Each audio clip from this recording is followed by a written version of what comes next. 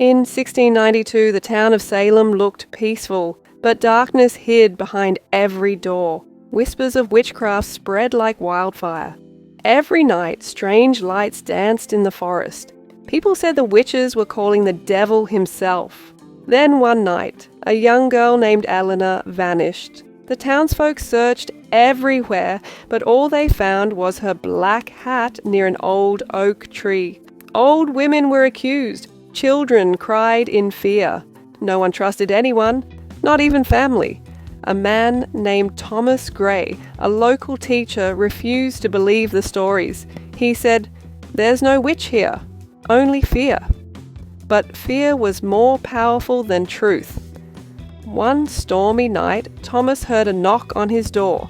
When he opened it, Elena stood there, pale, trembling, whispering, "They're watching from the woods."